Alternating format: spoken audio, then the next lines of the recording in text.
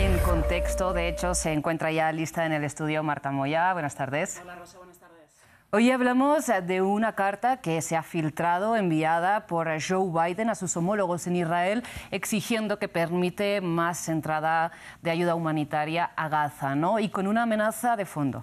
Efectivamente, concretamente, Rosa, es una carta firmada por el secretario de Estado estadounidense, Anthony Blinken, y el secretario de Defensa, Lloyd Austin, una misiva con fecha del 13 de octubre en la que se dirigen al ministro de Defensa de Israel, Yoav Gallant, y al titular de Asuntos Estratégicos de ese país, a Ron Dermer, y que, bueno, tiene dos aristas. La primera es militar, la segunda es humanitaria. Si hablamos de la parte humanitaria, los funcionarios estadounidenses hablan de una profunda preocupación por el deterioro de la situación humanitaria en Gaza, agravada por el asedio de las tropas de Netanyahu en el norte del enclave recientemente y el cierre de los pasos fronterizos a los camiones de asistencia. De hecho, en la carta se exige a Israel permitir la entrada de una mayor cantidad de ayuda humanitaria al enclave palestino y, si esto no se cumple en un plazo de 30 días después de las elecciones, un detalle no menor, se podría condicionar la entrega de armamento a su aliado. Así lo explicaba uno de los portavoces del gobierno Biden.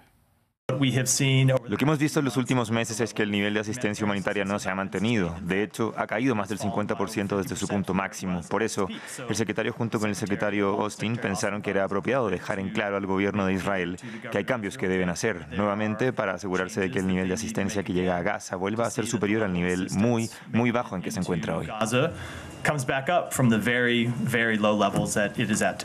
Según la ley de Estados Unidos, los países que reciben de su asistencia militar deben permitir la transferencia de ayuda humanitaria sin interrupción. Un tema también reflejado en un memorándum de seguridad nacional firmado por el propio Joe Biden en febrero de este mismo año, que Israel asimismo ratificó en marzo y ahora no está cumpliendo. Sin embargo, las autoridades israelíes han publicado hoy, pocas horas después del órdago de su aliado, imágenes de ayuda humanitaria en el cruce de Erez, un envío a Gaza supuestamente ordenado por el titular de Defensa, Yoav Gallant, lo que podría servir a Washington como prueba, veremos. Aunque en general Israel niega haber bloqueado la entrada de asistencia para los civiles gazatíes. Quiero dejarlo claro, se han entregado más de 1 millón de toneladas de ayuda, más de 50.000 camiones, que incluyen más de 700.000 toneladas de alimentos. El problema en Gaza no es la falta de ayuda, el problema es Hamas, que secuestra la ayuda, la roba, la almacena y la vende para alimentar su maquinaria terrorista mientras los civiles sufren. Bien, esta es la versión de las autoridades israelíes. Sin embargo, las organizaciones humanitarias que trabajan sobre el terreno no acaban de coincidir, ¿no? Pues mira, Rosa, según los datos de la Oficina de la ONU para los Asuntos Humanitarios, que hace un monitoreo casi diario de la situación en terreno, la entrada de camiones con ayuda humanitaria se ha desplomado en lo que llevamos del mes de octubre. Concretamente, los registros son de la primera semana, con solo 93 camiones para una población, recordemos, de más de 2 millones de personas. Esto sin contar el acceso de camiones comerciales, ya que la ONU no tiene capacidad de monitorear esas entradas. Hablamos de camiones con asistencia en los que tampoco se cuenta la entrada de combustible y que, con los datos en la mano, contradicen las versiones israelíes y secundan las, entre comillas, amenazas de Washington, que también son respaldadas asimismo por las denuncias de las organizaciones humanitarias como esta del Programa Mundial de Alimentos. No hay bienes comerciales llegando al norte de Gaza, solo dependen de la asistencia humanitaria. Desde el 1 de octubre, ninguno de nuestros alimentos ha logrado entrar, ninguno. Bueno, vamos con los datos y el contexto en la mano. Un detalle curioso es que esta carta, donde se pone en interrogante el envío de armas, se mandó a Israel el mismo día en que el propio gobierno de Joe Biden anunció en su apoyo irrestricto a Tel Aviv la transferencia a Israel de una de las baterías antimisiles de la defensa aérea, una de las más potentes del arsenal estadounidense, la batería THAAD, de la que hablamos el lunes en esta misma crónica.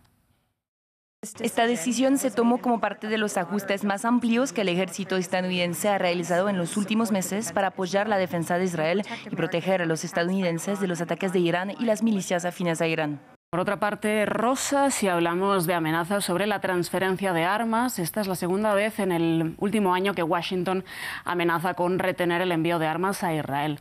La primera fue en mayo, cuando el presidente Joe Biden dijo en una entrevista a CNN que si Israel invadía Rafah, en el sur de Gaza, detendría un paquete de bombas pesadas, las cuales confirmó que anteriormente habían matado a población civil. Efectivamente, esas bombas de la serie Mark 80 se retuvieron temporalmente, así como unos kits de guía para esas mismas bombas que habían sido aprobadas por el Congreso en el año 2021. Después se levantó el veto a ese armamento en agosto, cuando ya el ejército de Israel había procedido con la invasión a Rafah, dejando un rastro de destrucción, Rosa.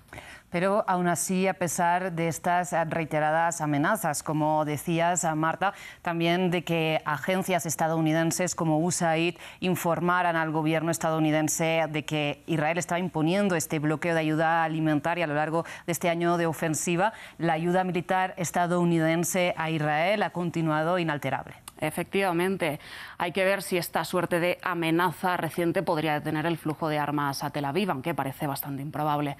Hablamos de que desde 2016 Washington proporciona a Israel 3.800 millones de dólares en concepto de ayuda militar, una suma que se agrandó desde el 7 de octubre de 2023. Esto lo convierte en el principal socio de Israel de lejos en materia militar. Según el Instituto Internacional de Investigaciones para la Paz de Estocolmo, Estados Unidos ha representado en los últimos años casi el 70% de las importaciones de armas a Tel Aviv, por delante de Alemania, su segundo aliado, que concentra el 30% de las importaciones, y también por delante de Italia, que representa algo menos del 1% de las transferencias de armas a Israel. Estados Unidos, al contrario que países como Reino Unido, España o Francia, no ha alterado el suministro de armamento más allá de las palabras, al menos, Rosa, hasta este momento.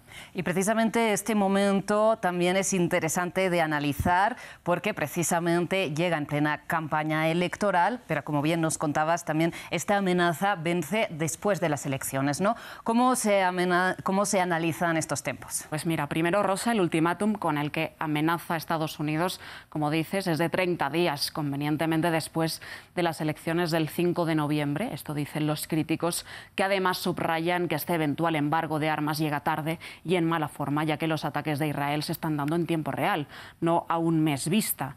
Por otra parte, otras voces afirman que esta subida del tono podría buscar mejorar las proyecciones de los demócratas en estados como Michigan, un territorio clave que alberga a la mayor parte de la comunidad árabe estadounidense del país y donde Harris podría estar ganando por menos de un punto sobre Donald Trump según las encuestas. Pero en general las críticas son a que Washington nunca antes había dado ultimátums a Israel, que coinciden con las marchas recientes pro-palestinas y a favor de este embargo de armas que parece improbable que se dé. Marta, pues una vez más, muchísimas gracias por acercarnos todo este contexto alrededor de las noticias que comentamos aquí en France 24. Gracias a ti, Rosa.